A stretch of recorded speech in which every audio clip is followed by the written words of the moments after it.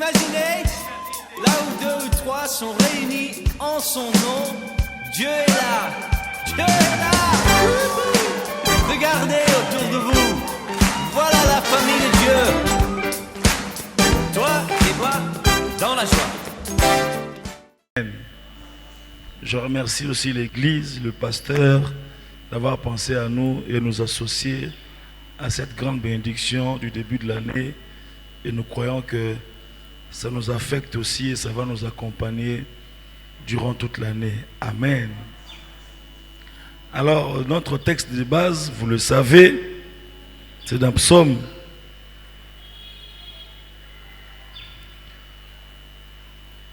Certains peuvent même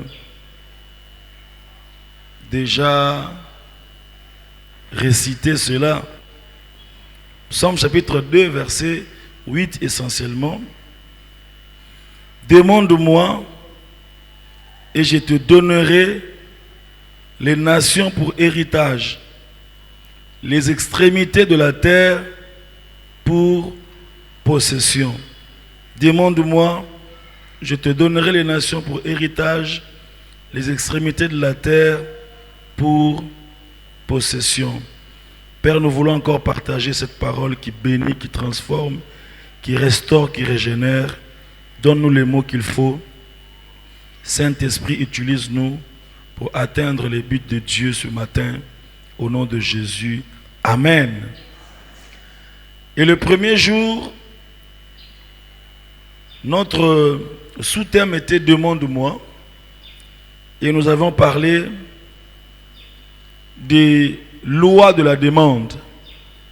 Parce que lorsqu'on vient demander, même devant les hommes, il y a tout un protocole pour demander. Et dans les lois de la demande, nous avons souligné la loi de l'identité. Quelque chose de très important. Dieu ne nous exauce pas seulement parce que nous parlons bien, parce que nous pleurons, parce que nous prions du matin au soir, mais il nous exauce parce que nous sommes ses enfants. Ce que tu es est plus important que ce que tu fais devant Dieu. Et c'est très important. Nous avons vu comment l'ennemi a voulu combattre l'identité, la conscience de l'identité d'Adam. Il a combattu la conscience de l'identité en tentant Jésus. Si tu es fils de Dieu, si tu es fils de Dieu. Et donc, la première chose que le Saint-Esprit fait dans nos vies, il change notre identité. Et c'est en qualité de fils et de fille que nous venons dans la présence de Dieu. Et le Seigneur Jésus nous apprend à prier. Il nous dit, lorsque vous priez, dites « Notre Père qui es aux cieux ». Notre Père, c'est le premier élément. Toute la suite de cette prière dépend de notre capacité à avoir Dieu comme Père. Et nous avons parlé également de la loi, de la connaissance de la volonté de Dieu. Ne prions pas en dehors de la parole. C'est la parole qui nous révèle la volonté de Dieu. Si la chose que tu demandes n'est pas conforme à sa volonté, cela ne te sera pas accordé. Dieu dit, demande-moi, mais demande ce qui est conforme à sa volonté. Alléluia. Ne demande pas à Dieu de tuer ton chef pour que tu le remplaces. Troisième loi de la demande, nous avons dit la loi de l'intention. Nous avons lu Jacques qui disait, vous demandez et vous ne recevez pas parce que vous demandez mal dans le but de satisfaire vos passions. Je ne demande pas pour prouver aux hommes. Je ne demande pas pour devenir extraordinaire. Je ne demande pas pour écraser les autres, pour les rejeter, les minimiser, les mépriser. Non. L'intention. Notre Dieu, il est celui qui voit le plus profond de notre cœur. Et notre prière durant tous ces temps sera, Seigneur, travaille mes intentions lorsque tu me donneras. Parce qu'il le fera. Parce qu'il répondra à nos prières. Quelqu'un dit un bon amen. Et nous avons également parlé de la loi de la persévérance. Il ne faut pas seulement demander, mais il faut aussi continuer à demander jusqu'à ce que tu le verras s'accomplir. Jusqu'à ce que tes prières deviendront visible, palpable. Tu feras des témoignages et tu diras, ça c'est le résultat de la prière. Ça je l'ai eu, ça c'est Dieu, ça c'est Dieu. Alléluia. Et le deuxième jour, notre sous-thème était « Je te donnerai ». Alléluia. Je te donnerai. C'est une assurance, c'est une certitude. On n'invoque pas une idole. Nous invoquons celui qui entend les prières. Il dit « Je te donnerai ». Et par cette promesse, Dieu nous garantit qu'il est en train de contrôler notre futur, contrôler notre avenir. Il dit « Je te donnerai », c'est au futur. Ça signifie que tous ceux qui font confiance en Dieu, leur futur est assuré. Il dit « Je connais les projets que j'ai formés pour toi, projet de bonheur et non de malheur, afin de te donner un avenir plein d'espérance. » Alléluia. Et je disais, sans être prophète, je peux voir ton futur. Ton futur, c'est la joie. Ton futur, c'est la bonne santé. Ton futur, c'est le témoignage. Ton futur, c'est la promotion. Ton futur, c'est la victoire. Je disais, ton futur, c'est la victoire. Ton futur, c'est que tu entreras ici avec ton enfant qui sera marié. Et tu seras dans la joie et tu auras la fierté. Et c'est ça ton futur. Et au-delà de tout, ton futur, c'est le ciel. Oh, quelqu'un n'a pas dit amen. Tu n'aimes pas le ciel. Alléluia. Il dit, je te donnerai.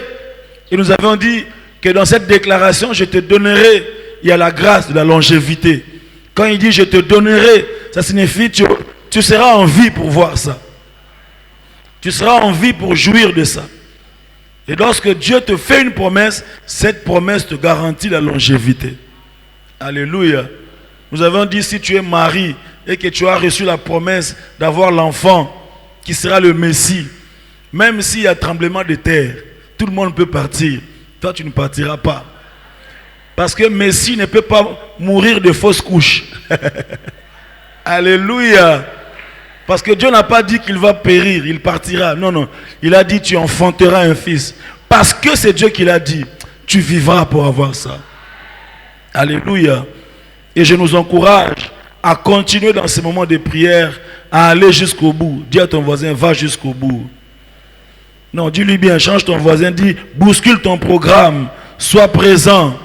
Vous savez, là où tu es en train de travailler, là où tu es en train de chercher des choses, les démarches que tu fais, chacun vient d'où il vient, on ne connaît pas.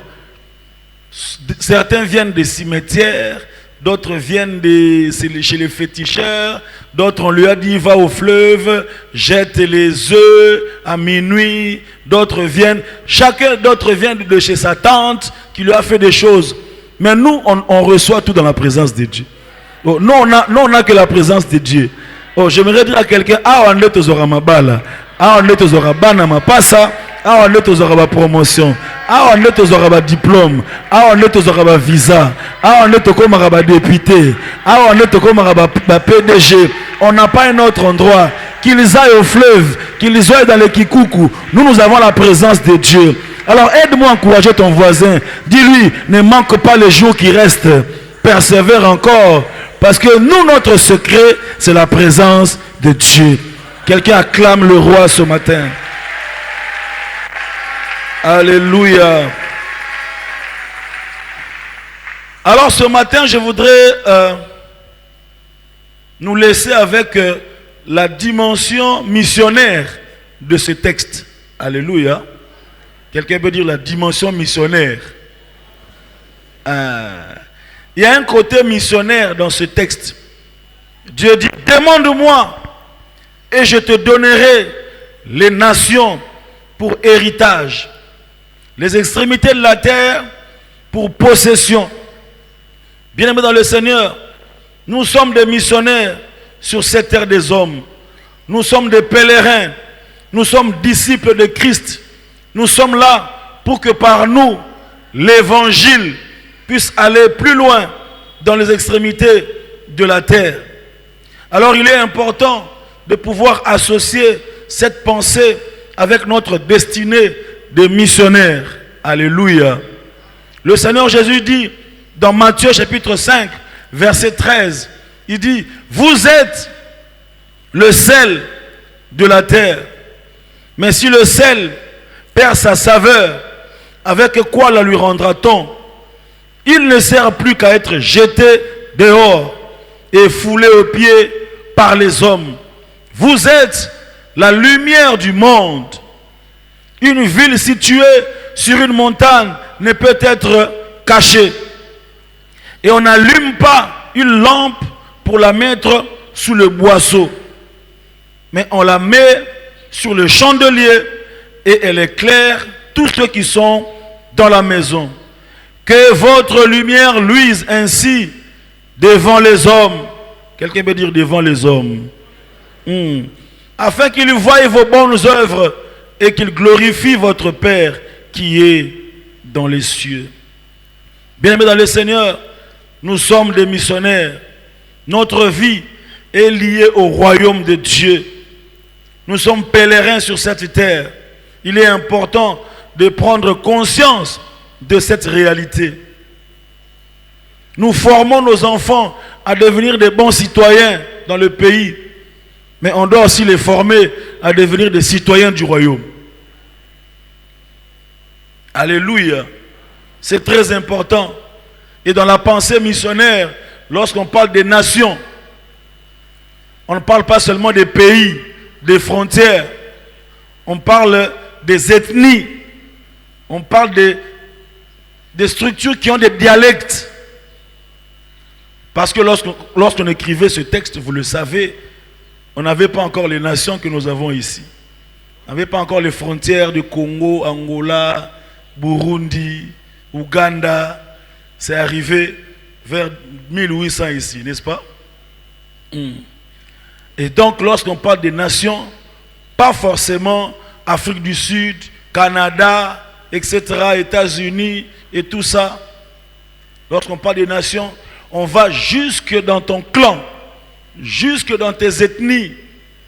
Et Dieu dit, je te donnerai les nations. Bien-aimé dans le Seigneur, la première vérité que j'aimerais souligner ce matin, c'est que lorsque Dieu dit, je te donnerai les nations,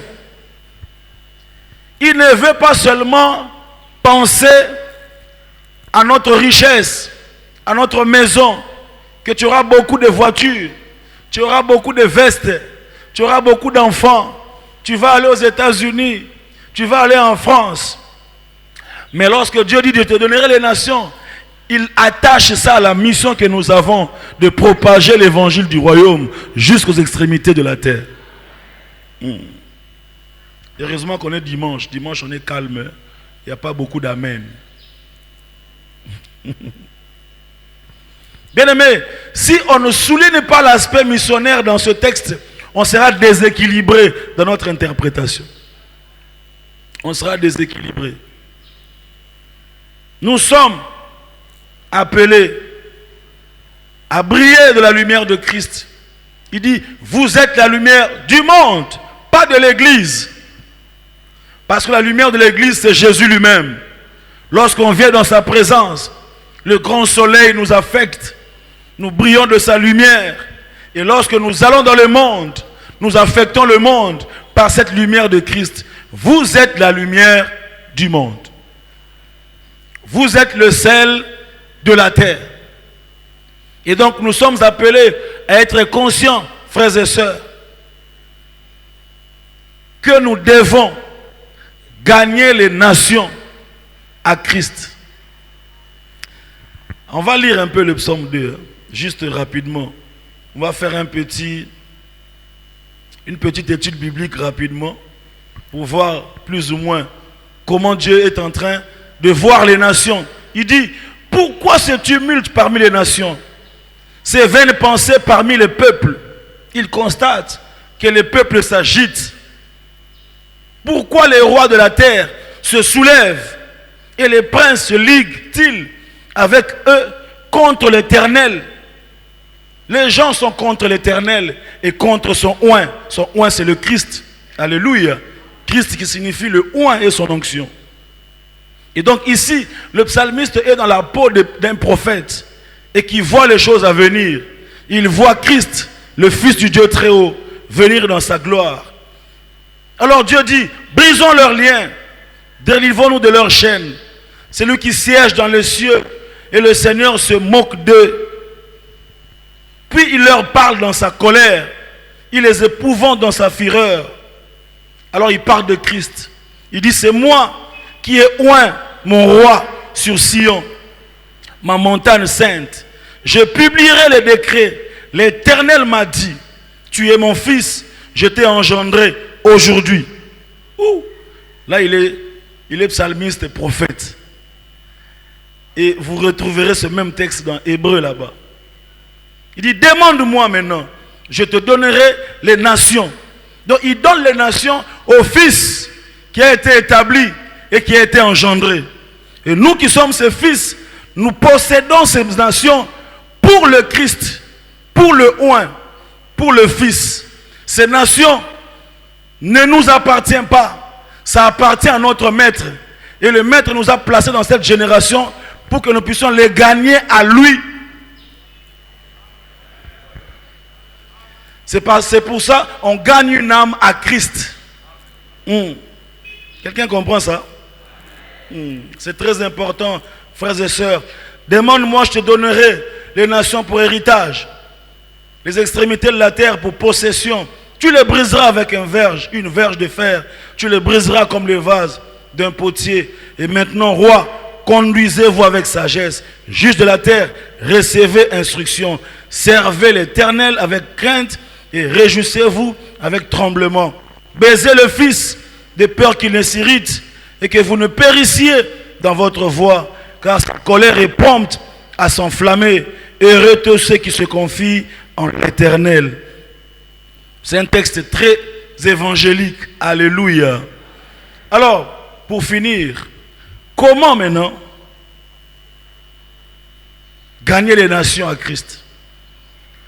Comment être un moyen par lequel je vais agrandir le royaume de Dieu et dépeupler le royaume de l'ennemi? Par quel mécanisme ces nations qui sont mon héritage et que je peux prendre, moi qui suis un médecin, un avocat? Ce texte, c'est peut-être pour les pasteurs, c'est pour les évangélistes, c'est pour les missionnaires qui vont aller dans des villages. Comment moi je vais faire? Alors écoute le principe de ce matin pour nous aider à être des missionnaires de Dieu et à gagner les nations à Christ. Le principe que je nous propose ce matin, c'est un principe à ne pas oublier. Pour gagner les nations à Christ, il faut utiliser sa position pour accomplir sa mission. Pour gagner les nations à Christ, il faut utiliser sa position afin d'accomplir sa mission. Est-ce que tu peux m'aider à dire ça à ton voisin? Pour gagner les nations à Christ, il faut utiliser ta position pour accomplir ta mission. Aide-moi s'il te plaît. Dis à ton voisin, utilise ta position pour accomplir ta mission. Sois gentil, élève un peu la voix. Dis, utilise ta position pour accomplir ta mission. Bien dans le Seigneur, partout où Dieu nous place est une position. Et chaque position est attachée à la grande mission que nous avons. Dans ta famille, tu as une position. Tu es père d'eux, petit frère d'eux, grand frère d'eux, oncle d'eux, mari d'eux, époux d'eux, fils d'eux. Ce sont des positions stratégiques que Dieu a données pour que tu puisses l'utiliser afin d'accomplir cette grande mission de gagner les nations à Christ. Tu es fille d'eux, tu es femme d'eux, tu es petite sœur d'eux, tu es grande sœur d'eux. Ce n'est pas par hasard. Ce n'est pas par hasard. Dans la société, tu as une position. Tu es collègue d'eux, tu es ami d'eux, tu es directeur de, tu es réceptionniste, tu es sentinelle, tu es couturier, tu es infirmier, tu es commerçant, tu es douanier, tu es chauffeur de. Ce sont des positions. Quelqu'un peut dire position. Tu es étudiant. Vous savez qu'il y a des étudiants qui ont gagné leurs collègues étudiants en Christ. Et jusqu'à la fin de ses jours, il bénira Dieu d'avoir eu pour voisin ce voisin-là. Alléluia.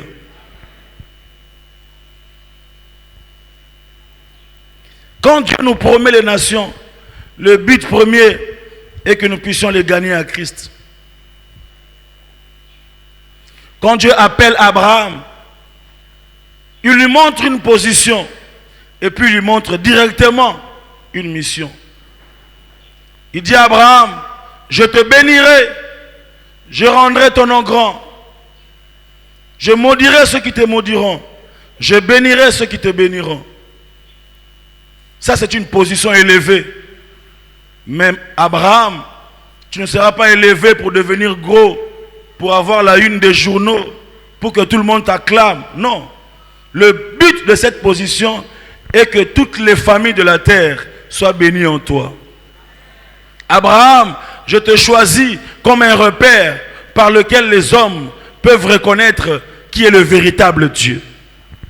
De sorte que Abraham engendre Isaac, Isaac produit Jacob, Jacob les 12 forment Israël, et Israël se répand, et d'Israël sort le Messie, et l'évangile vient jusque vers nous, et nous croyons en Dieu, nous sommes devenus fils d'Abraham. Tu peux m'aider à dire encore à ton voisin, utilise ta position pour accomplir ta mission. Utilise ta position pour accomplir ta mission. N'oublie pas ça, mon frère.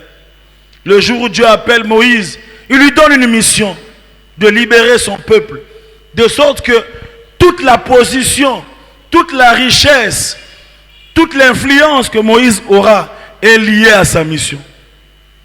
En réalité, si tu ne sais pas pourquoi tu as cette position-là, tu n'es pas qualifié à occuper cette position-là devant le trône de Dieu. Là où tu es, ce n'est pas seulement pour amasser des richesses, pour bâtir les maisons.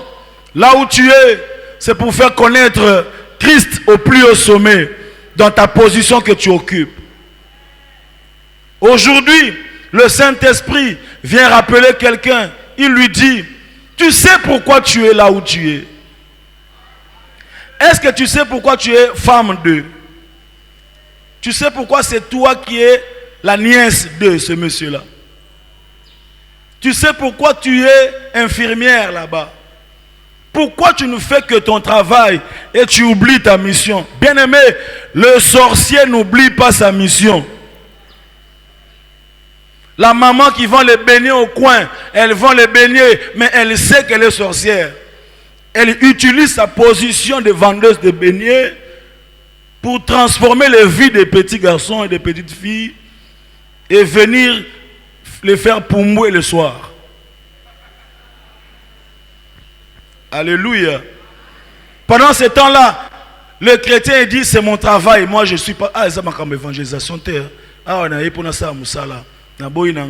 Mais tu sais combien ce collègue-là te dira merci si tu lui parlais de Jésus. Parce que ce n'est pas en vain que tu es son collègue. Alléluia.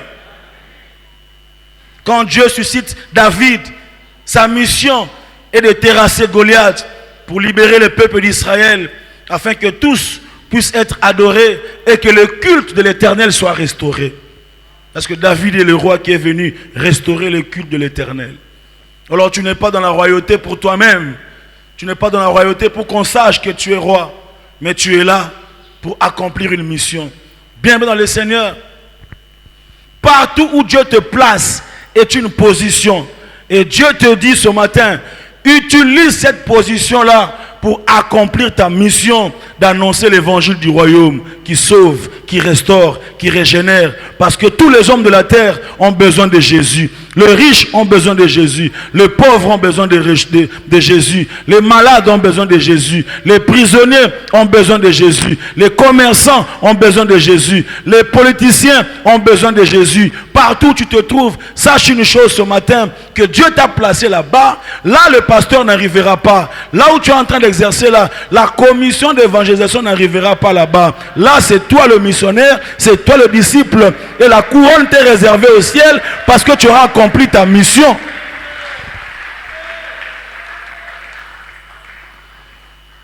Quelques exemples de la Bible. Premier exemple, 2 Rois, chapitre 5, verset 1er. 2 Rois, chapitre 5, verset 1er jusqu'en bas. La Bible dit que Naaman, chef de l'armée du roi de Syrie, il avait la faveur de son maître. Il jouissait d'une grande considération. Naaman. Mais cet homme fort et vaillant était comment? Lépreux. Naaman, un grand général. Naaman, il a la considération. Naaman, il est respecté. Naaman, il est aimé. Mais Naaman est lépreux. Alors Naaman, vous savez, si Naaman était congolais, on allait chanter son nom dans des chansons. Biso saranate so boinga mukete bando yemba. Puis tu repèses au titre. Et puis Banque mondiale et les kakaoka na $1. Ah, nous on est fort, hein. C'est-à-dire, nous sommes dans un carcan où na mutu azo peso kombo, na mukolo kombo, ba ebi geza lokuta, me bandimia mogaga bon. Nous on pleure des gens dans des banderoles. Monsieur tel pleure son ami et puis à Tchango on a rond-point. Pourquoi tu ne vas pas en famille? Pourquoi tu ne pleures pas seulement seul? Non, tout le monde doit savoir que tu pleures. Alors Naaman était un grand homme d'influence. Et quand il rentrait dans son pays, les gens disaient Naaman est rentré. Mais lorsque Naaman entrait dans sa maison, sa femme ne la recevait pas avec des acclamations. Parce que sa femme connaissait son secret. La femme la recevait dans sa chambre avec un bassin, avec de l'eau, avec une serviette, de l'eau tiède. Parce que sa femme sait que mon mari, que tout le monde acclame, il a la lèpre, il est en train de souffrir. Et la femme de Naaman ferme la porte. J'ouvre une parenthèse et je dis, Seigneur, donne-nous des frères et des sœurs dans l'église comme la femme de Naaman. Qui ne vont pas exposer notre lèpre, qui ne vont pas exposer notre faiblesse, mais qui est capable de nous introduire dans la chambre, de fermer la porte et de nous soigner, de nous conseiller. Seigneur, donne-nous des mamans, femmes de Naaman. Donne-nous des papas, femmes de Naaman. Donne-nous des frères qui ne vont pas exposer ma faiblesse, mais qui sont capables de dire, cette personne que vous acclamez, il a la lèpre. Et pendant que la femme de Naaman soignait la lèpre de son mari, Naaman criait un peu, il pleurait un peu. Et la Bible dit qu'il y avait une servante, une jeune fille, esclave, servante. Elle les aidait un peu. C'est elle qui prenait les bassins, c'est elle qui faisait les travaux. Et la Bible dit que cette jeune fille-là a regardé le maître Naaman. Elle a regardé. Un jour, elle est venue. Elle a dit, je connais dans mon pays un prophète. Mais je suis en connexion avec un Dieu d'alliance. Oh, toi tu es Naaman, tu es général. Tu connais les députés, tu as les numéros des sénateurs, tu connais les rois, tu connais les grands Bwana, mais ils ne sont pas capables de guérir ta lèpre. Moi je suis ta servante, je suis une bonne dans ta maison, mais je suis en connexion avec le Dieu d'Abraham, d'Isaac et de Jacob. Il est capable de te donner ce que les ambassadeurs ne te donneront pas, ce que les sénateurs ne te donneront pas. Je viens dire à quelqu'un, ça ne dépend pas de quelle position tu occupes. Même si tu es servante dans une famille, tu es capable d'apporter l'évangile du royaume. Une servante, on ne connaît même pas son nom, mais on connaît l'acte qu'elle a posé. Elle a utilisé sa position pour accomplir sa mission. Et le grand général a pris son char, il est allé, il a rencontré le grand prophète. Et vous connaissez la suite de l'histoire, il a été guéri. Personne n'a parlé de cette fille. Personne n'a raconté l'histoire, mais c'est par elle que le grand général a été guéri. Oh, je prie que Dieu te donne les nations et qu'au travers de ces nations, tu annonces l'évangile, quelle que soit la position que tu vas occuper. Est-ce que tu peux m'aider encore à dire cette phrase qui restera aujourd'hui dans les annales de la journée du dimanche d'aujourd'hui? Utilise quoi? Pour accomplir quoi? Esther, j'aime ce livre. Elle a utilisé sa position. Esther chapitre 4, verset 14. Elle devient reine. Elle devient reine. Dieu lui a fait grâce d'entrer dans le palais royal. Et pendant qu'elle est en train de jouir de tous les bénéfices du palais royal, la Bible dit, quelque chose arrive, un complot, et on doit exterminer son peuple. Alors là, son oncle Mardoché se lève et il lui dit au verset 14, car si tu te tais maintenant, le secours et la délivrance surgiront d'autre part pour les Juifs. Et toi et la maison de ton père, vous périrez. J'aime cette phrase, ça m'a toujours fait peur, cette phrase. La suite. Et qui sait si ce n'est pas pour un temps comme celui-ci que tu es parvenu à la royauté. Oh mon Dieu. Qui sait si c'est exactement pour cette raison-là que tu es devenu médecin? Combien de médecins ont gagné les âmes de leurs patients? Vous savez, le patient, il est vulnérable. Quand quelqu'un souffre d'une maladie, il a tellement mal, il est prêt à tout.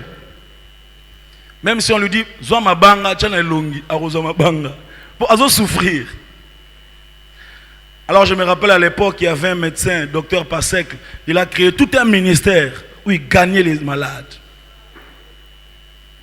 Qui sait si c'est pour annoncer l'évangile, montrer que Christ est Seigneur, que tu es devenu directeur.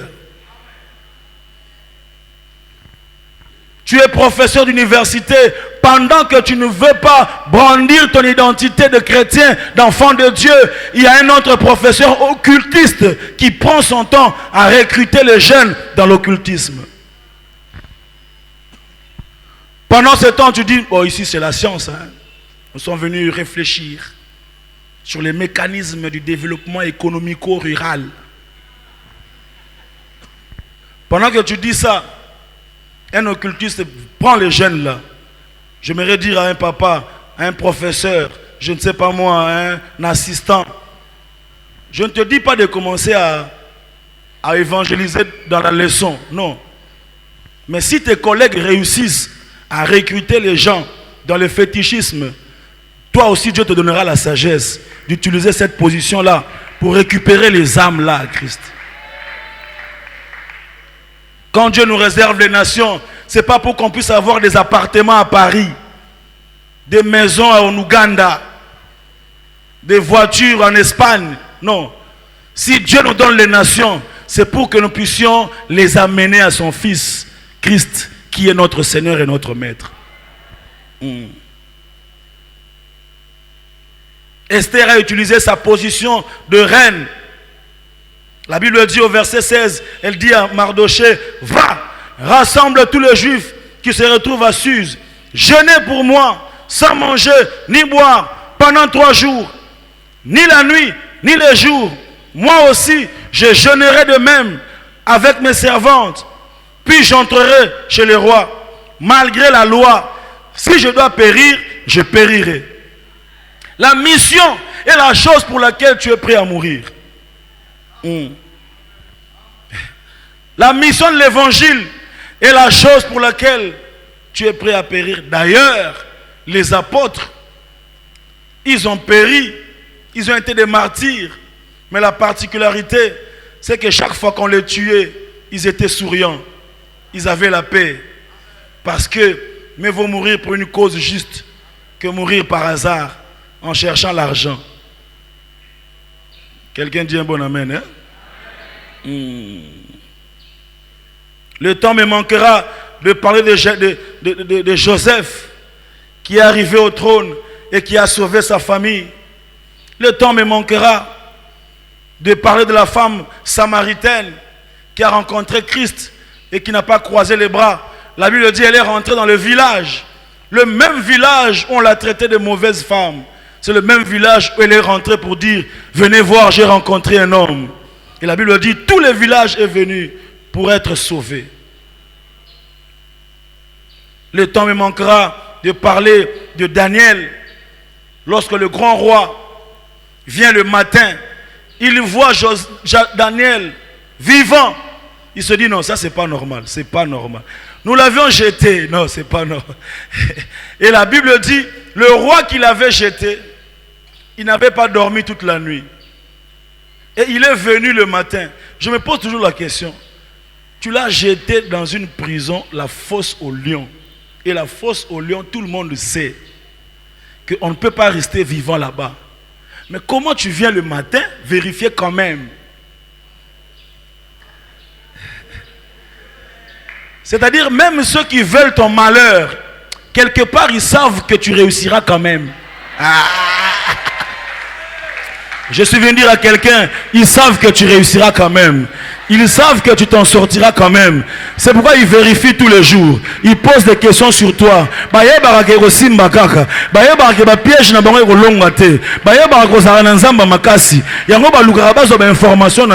Ils vérifient toujours. Ils sont toujours derrière toi. Ils veulent savoir où tu es parti. Qu'est-ce que tu fais? Parce qu'ils savent que malgré leur haine, tu réussiras quand même. Je viens dire à quelqu'un, tu réussiras quand même. Tu t'en sortiras quand même. Je ne sais pas comment. Je ne sais pas par où, mais je suis convaincu que le piège de l'ennemi sont faits pour éclater l'histoire de ton témoignage.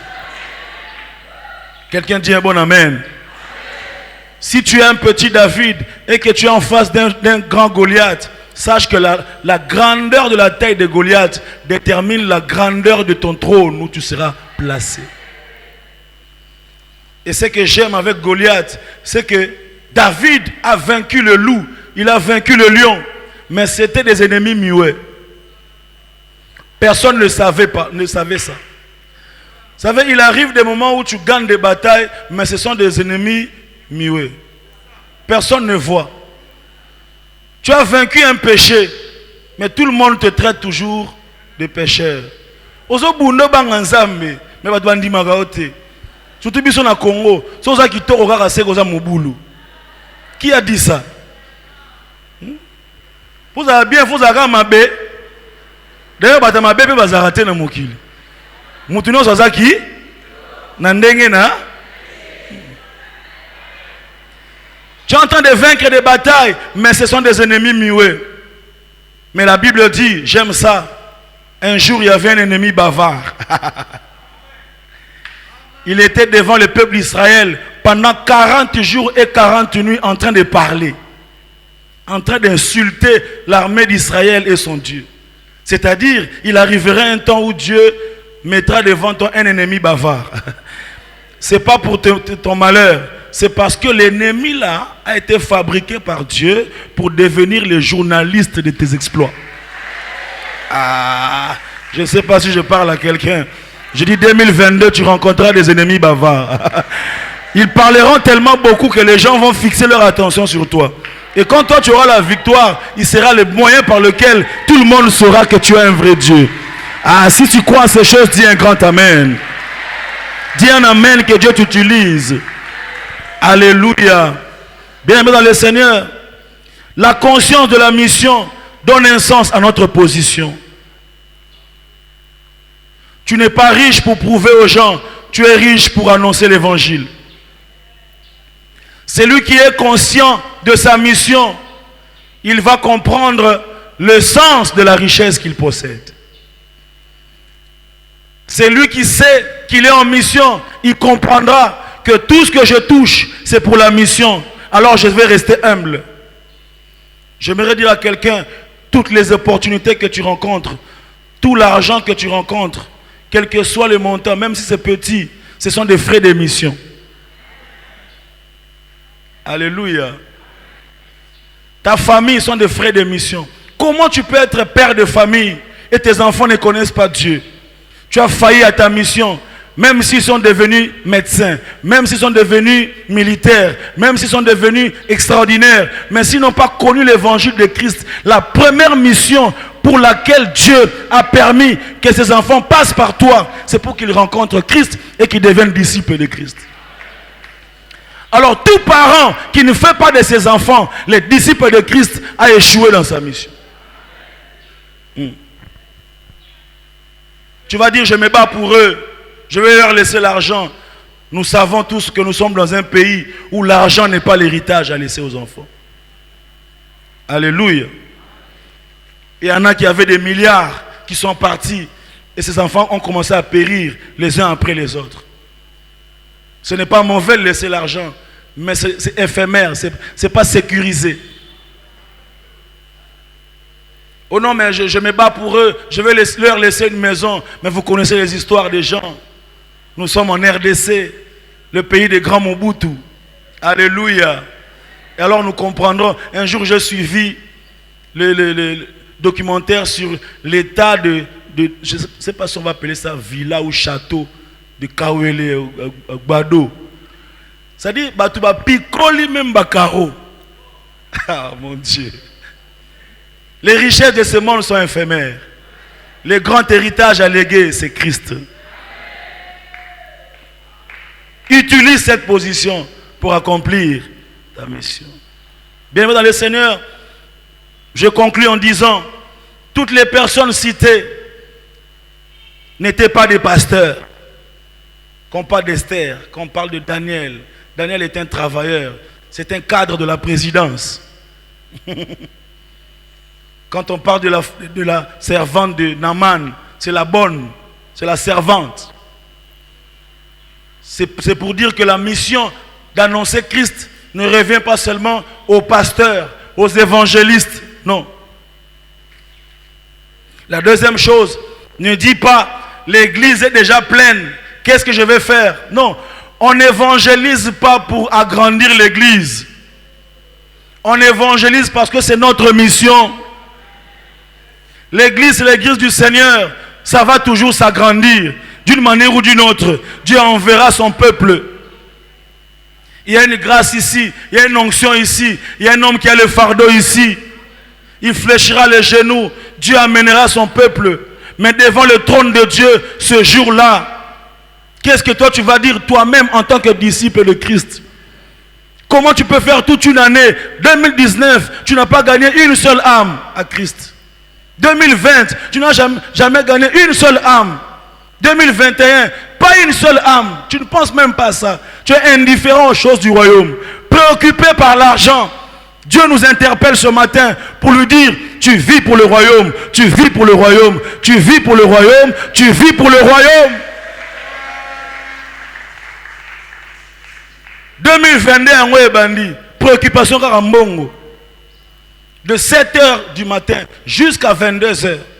Et quand on dit prier, Seigneur, tu pries pour ta santé, mon argent, mon diplôme, les cravates, mes voyages, tout ça, libala, nabala zambena lola, nabala et ozong a lobby lundi to ozong lango. Mais lelo mission na mission. Ato siliki oso kotaki déjà. Est-ce que tout le monde bien-aimé, vivons de manière équilibrée. Il n'y a pas que le manger, le boire, il y a aussi le royaume. Nous sommes les maillons d'une longue chaîne des gens qui se sont sacrifiés pour évangéliser. Depuis la Pentecôte jusqu'à aujourd'hui, les hommes ont traversé des frontières. Ils sont arrivés jusqu'ici. Ils n'étaient pas tous méchants. Certains sont morts pour la mission. D'autres ont dépensé. Les Bibles que nous avons ici, c'est des subventions, parfois des hommes d'affaires qui nous envoient. Si tu payes la Bible à 5 000 francs, ça signifie que tu ne payes que les manufactures des gens qui transportent ça. Mais l'imprimerie, tout ça là, les douanes et tout, il y a des hommes d'affaires qui ont utilisé leur position de riches pour accomplir leur mission d'amener la parole de Dieu jusqu'aux extrémités de la terre. Les gens se sont battus, nos grands-pères dans la foi ont annoncé l'évangile dans des villages, dans des forêts. Il n'y avait pas Facebook, il n'y avait pas micro. Ils ont annoncé le même évangile. Ils sont partis. Nos pères dans la foi sont venus. Ils se sont battus. Nous aussi, nous sommes dans cette génération en train d'annoncer le même évangile. Et nous aussi, nous partirons. D'autres viendront. Alors, si en notre temps, nous ne sommes pas conscients de la mission et n'annonce pas l'évangile, on passera à côté. Si quelqu'un s'est battu pour que tu te convertisses, tu sais comment quelqu'un t'a dérangé pour que tu te convertisses. Pourquoi toi, tu n'es pas prêt à déranger une autre personne pour que lui aussi vienne au salut? Tu n'es pas couturier pour rien. Tu n'es pas cordonnier pour rien. Tu n'es pas chantre pour rien. Tu n'es pas directeur pour rien. Tu n'es pas à cette réception-là pour rien. Tu n'es pas gardien là-bas dans un supermarché pour rien. Utilise cette position-là pour accomplir ta mission. Si tu es conscient de la mission, alors le Dieu de la mission va t'élever dans une position. Je ne sais pas si je parle à quelqu'un. Parfois, on n'est pas élevé dans une position parce qu'on a trop de calculs terrestres, trop de calculs matérialistes. Mais j'aimerais nous aider à dire à Dieu, le jour où tu m'amèneras à tel niveau, j'annoncerai l'évangile à ce niveau-là. Là où tu ne parles pas de Jésus, quelqu'un parle du péché. Quelqu'un parle de fétiche. Quelqu'un parle de l'adultère, de la drogue. Vous connaissez ces gens qui étaient des bons chrétiens. Ils sont entrés dans un cercle. On commençait à les apprendre l'adultère et le whisky. Mais Dieu veut aussi que nous puissions être ce cercle-là. Lorsque quelqu'un vient, que la femme dise, depuis que mobile n'a commis na bandekouana, a comme fukama, a comme sambela, a comme senga pardon, a comme côte avant, soyons influents. Si tu refuses de parler de Jésus à tes enfants, à tes étudiants, à tes collègues, quelqu'un d'autre leur parlera de l'homosexualité. Ça deviendra une condition pour être embauché au travail. Et nous serons là en train de dire, bazo recruter batoueur, batoueur loge vraiment. Nous sommes dans la loge la plus élevée de Christ. Nous aussi, on doit faire de ça une condition. Reçois Jésus, donne ta vie à Jésus. Là où le juste se tait, le malin fonctionne. Ta position aura de la valeur devant Dieu si elle est utilisée de manière à répandre la vie de Christ. Et lorsque tu seras utile au royaume, il y aura de la provision pour toi, pour tes enfants et les enfants de tes enfants. Dieu se souvient de ses serviteurs. Tu es juge, tu es serviteur de Dieu. Tu es avocat, tu es serviteur de Dieu. Tu es député, tu es serviteur de Dieu. Tu es femme au foyer, tu es servante de Dieu. Tu es étudiant, tu es serviteur de Dieu. Il y a une sélection de maîtres des temps et des circonstances qui fait que tu sois à côté de ce voisin-là pendant toute l'année académique. Ce n'est pas par hasard. Comment tu peux avoir un meilleur ami à l'université? Toi, tu vas à l'église, lui, il va au fétiche. Toi, tu vas intercéder, lui, il va à la boîte de nuit. Et puis tu dis, c'est mon meilleur ami, mais c'est sa vie. Non. Dieu a, c'est pas par hasard. Vous savez, quand on vient à l'auditoire, c'est par hasard que chacun cherche un endroit. Et puis paf, on reste collègues durant toute l'année. Alors si tu as la pensée de la mission, tu vas commencer à intercéder pour lui en disant, Seigneur, c'est pas pour rien qu'il est mon collègue. Je voudrais que d'ici la fin de cette année académique, qu'il commence à parler en langue, à adorer Jésus, à venir ici. Tu le prépares spirituellement parce que c'est le ciel qui l'a sélectionné pour toi. Est-ce que quelqu'un entend ces choses? Sur le chemin de la mission, le Dieu que tu sers te défendra. Alors 4 choses pour accomplir cette mission. 4 choses rapidement. 1. Le courage. Le courage. Pour affronter certaines personnes, il faut du courage. Tout homme a besoin de Jésus. Ton oncle là, même s'il est le plus méchant, il a besoin de Jésus. Il te faut du courage. On n'a pas reçu un esprit de timidité. Tout homme a un vide dans son cœur qui ne ressemble qu'à Jésus. Deuxième chose, la sagesse. La sagesse. Pour savoir comment et quand aborder quelqu'un, de quelle manière glisser le message du salut dans une conversation, il faut de la sagesse. De la sagesse. Ne sois pas comme cette jeune sœur qui s'est convertie et son oncle qui travaille dur. Il revient tard, il est fatigué et notre jeune sœur se réveille à 2 h du matin en train de crier. Alléluia, Amen, Amen, Alléluia, Amen. Maintenant son oncle dit, mais moi je suis fatigué. Il ne faut pas crier comme ça. Alors elle se réveille encore. Bakobundi sabiso pona Yesu alléluia amen. Ba moto ezo déranger bango. Batamili momabe. Et son oncle dit OK, ben moi je crois que tu vas quitter cette maison. Bakobenga na biso na bandaku pona Yesu. Il lui a manqué juste un peu de sagesse. Alléluia. Je prie que toi qui reçois cette parole comme si Dieu te parlait, que Dieu te donne la sagesse. Je sais que ce n'est pas facile de parler de Jésus à son chef. Je sais que ce n'est pas facile de parler de Jésus à son collègue. Je sais que ce n'est pas facile, mais avec la sagesse de Dieu, tu arriveras.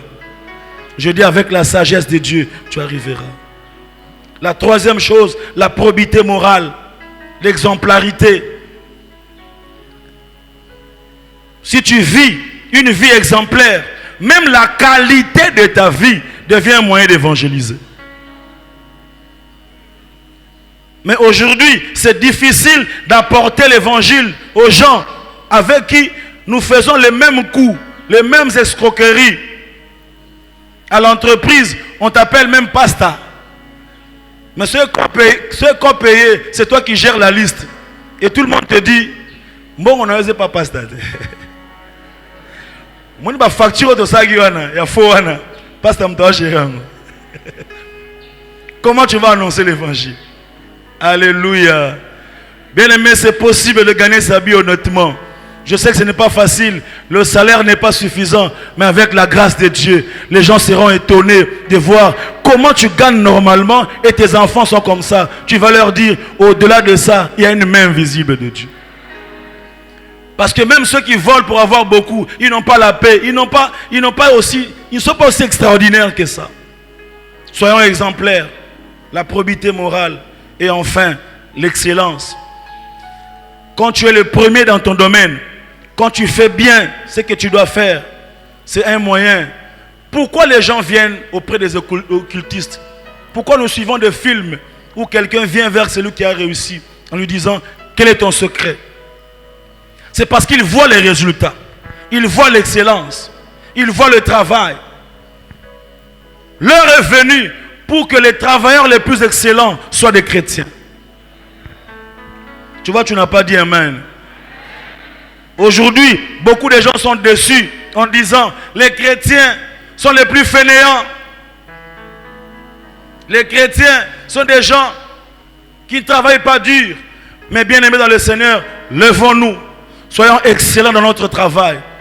Faisons bien les choses dans ton domaine. Que tu sois le meilleur médecin, que tu sois le meilleur avocat, que tu sois le meilleur couturier, que tu sois le meilleur sportif, que tu sois le meilleur journaliste, que tu sois le meilleur commerçant, que tu sois le meilleur douanier, que tu sois le meilleur chauffeur, que tu sois meilleur dans ton domaine. Alors les gens viendront vers toi et les gens vont dire, quel est ton secret? Parce que l'arbre qui produit des fruits ne se déplace pas pour aller au supermarché. L'arbre qui produit des fruits le fruit là où il est dans la forêt. Même si elle est dans la forêt le plus profond, et sera là, les gens vont savoir qu'il y a un arbre spécial dans cette forêt là. Ils vont se frayer le chemin. Ils viendront eux-mêmes. Ils trouveront des moyens. Certains viendront par hélico. L'arbre sera toujours là en train de produire. Si tu fais bien ton travail, les gens viendront et te diront, est-ce que tu es pasteur? Est-ce que tu es enfant de Dieu? Quel est ton secret? Comment tu fais? Alors là, tu vas utiliser ta position pour accomplir ta mission. Demande-moi, je te donnerai les nations pour héritage. Les nations, c'est pour annoncer l'évangile. Jésus a dit à ses serviteurs, à ses disciples, Actes des Apôtres, chapitre 1er, verset 8, vous recevrez une puissance, le Saint-Esprit survenant sur vous. Alors vous serez mes témoins à Jérusalem, en Galilée et jusqu'aux extrémités de la terre. Les extrémités de la terre, c'est pour témoigner l'évangile de Christ. Que Dieu bénisse sa parole ce matin.